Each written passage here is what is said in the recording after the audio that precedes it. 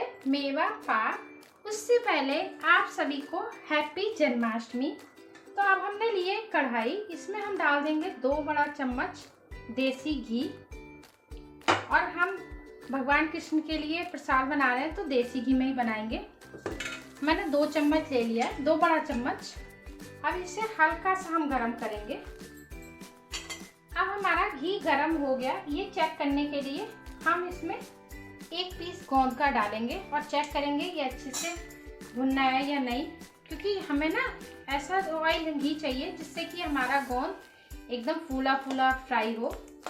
हमारा घी हो चुका है। अब इसी समय मैंने ये लिया 100 ग्राम गोंद और इसे हम डाल देते हैं इसमें। और इसकी फ्लेम अब मैं कर दूंगी। अब हमारा घी अच्छे से गर्म हो चुका है, तो अब मैंने मीडियम आंच कर दी है इसकी। और सभी गोंद हम इसी तरह से फ्राई करेंगे। और गोंद फ्राई करने के बाद इसे एक थाली या प्लेट में अलग निकाल लें और बाकी मेवा की जगह। कितना अच्छा हो गया। तो मैंने एक प्लेट ले ली है, इसमें मैं ये निकाल लेती हूँ। इसे अलग ही निकालना है और इसी तरह से मैं बाकी सब गोंद भी फ्राई कर लेती हूँ। अब हम इसी कढ़ाई में डाल देते हैं, इसी घी में, ये मैंने 100 ग्राम काजू लिए, इनको भी हम फ्राई कर लेते हैं। ये 2 पीस थे, आप काजू कोई से भी ले सकते हैं, ऐसा कुछ नहीं है। अब हम इसे हल्का सा, ज़्यादा हमें इस पर गोल्डन कलर नहीं, बस हल्का सा हमारे काजू भूनने चाहिए, तो मैं इन्हें भून लेती हूँ। अब इसी घी में मैंने लिए 100 ग्राम बादाम, इनको भी इसी में कर लेती हूँ, मैं भून लेती हूँ। घी में मैं डाल दूंगी 1 कटोरी मखाने, ये नॉर्मल मखाने हैं, ये मैंने 1 कटोरी लिए और इन्हें भी इसी घी में फ्राई कर लेते हैं। ज़्यादा नहीं करना, बस हल्का सा फ्राई करने, मखाने बहुत जल्दी फ्राई हो जाते हैं।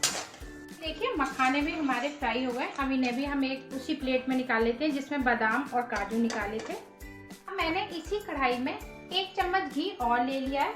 अब हम इसमें डाल देंगे ये खरबूजे के बीज, इनको भी अच्छे से फ्राई कर लेते हैं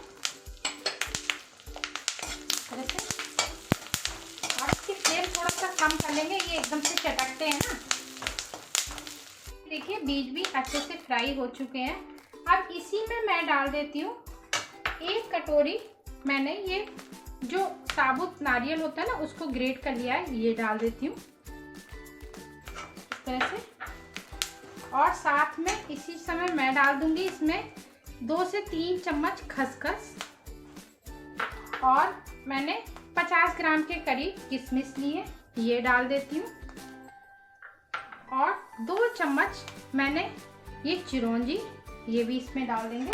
और लो फ्लेम पे इन सब चीज़ों को भून लेते हैं इसी घी में, और घी डालने की ज़रूरत नहीं है, बस इसी घी में हम ये सब चीज़ें भून लेते हैं और एक साथ भून लेंगे।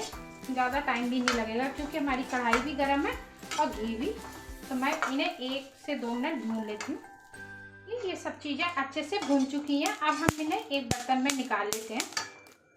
अब हम ले लेते हैं एक मिक्सी का जार, इसमें सबसे पहले हम गोंद डालेंगे और हमें इसे ज़्यादा पीसना नहीं है, सिर्फ एक बार घुमाना है मिक्सी को, उतना ही जिससे दरदरा हमारा गोंद रहे। अब ये देखिए इस तरह का हमारा दरदरा सा ये गोंद पीस के तैयार हो गया है। और अब हम इसे, जिसमें हमने बाकी सब ड्राई फ्रूट्स निकाले थे, उसी में इसको भी डाल देते हैं। और अब इसी जार में हम ये काजू, बादाम और मखाने, इन्हें भी दरदरा पीस लेते हैं इस तरह से डाल के। ये मैंने काजू, बादाम और मखाने भी दरदरे पीस लिए, ये भी इसमें डाल देती हूँ। थोड़े थोड़े पीस रह गए, इसी तरह का हमें चाहिए था। अब हमारी सब ड्राई फ्रूट्स एक में इकट्ठा हो गए हैं। अब इसी समय मैं इसमें डाल देती हूँ, ये मैंने आधा चम्मच मतलब सफ़ेद इलायची का जो पाउडर रहता है वो लिया है। अब हम इसे रख देते हैं एक साइड में। फिर ये वाली कढ़ाई ले ली है। अब हम इसमें डाल देते हैं 2 कटोरी चीनी, जिस कटोरी से हमने मखाने लिए थे उसी कटोरी से नाप के 2 कटोरी चीनी।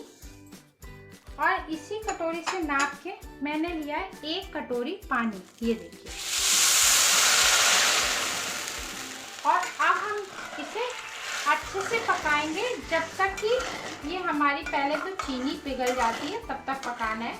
और इसका ना जैसे एक तार की हम चाशनी बनाते हैं तो उससे पहले जो गाढ़ा सा हो जाता है तार, वैसी हमें चाशनी चाहिए, तार नहीं चाहिए, तार बनने वाला होना चाहिए। देखिए हमारी जो चाशनी है वो तैयार हो गई है। ये चेक करने के लिए हम पीछे से थोड़ी सी चाशनी लेंगे और इसे हाथ पे इस तरह से लगा के, ये देखिए हल्का सा तार बनना है, बिल्कुल परफेक्ट बन के तैयार हो गई है।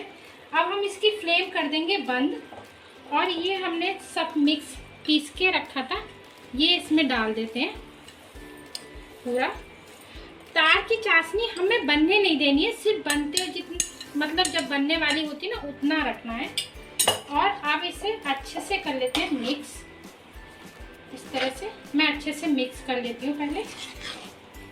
अब ये देखिए मैंने अच्छे से मिक्स कर लिया है। अब हम मैंने इसकी फ्लेम नीचे जला दी है गैस और इसे 2 मिनट के लिए लो फ्लेम पे अच्छे से मिक्स कर लेते हैं, जिससे पूरी चाशनी सभी ड्राई फ्रूट्स में मिक्स हो जाए। अब ये देखिए मैंने इसे 2 मिनट के लिए अच्छे से मिक्स कर लिया है लो फ्लेम पे। अब हम इसे एक थाली में निकाल लेते हैं। अब मैंने थाली में घी लगा लिया है। अब हम इसमें अपना मेवा पाक डाल लेते हैं इस तरह से, और पूरा मैं इसमें डाल देती हूँ। मैंने थाली में कर लिया है। अब मैंने एक कटोरी के पीछे की साइड पे लगा लिया है हल्का सा घी, जिससे कि ये मैं इक्वल, क्योंकि गर्म है बहुत तो इक्वल करने में प्रॉब्लम होगी, तो हम इसे इस तरह से बिल्कुल अच्छे से सेट कर देते हैं और इसे हम रख देंगे लगभग 1 से 2 घंटे सेट होने के लिए, जिससे कि ये ठंडा भी हो जाए और जम भी जाए। ये देखिए हो गया। अब मैं इसे ठंडा होने के लिए रख देती हूँ 1-2 घंटे। ये देखिए इस तरह के मैंने एक पीस निकाला है, बन के तैयार हो गया है।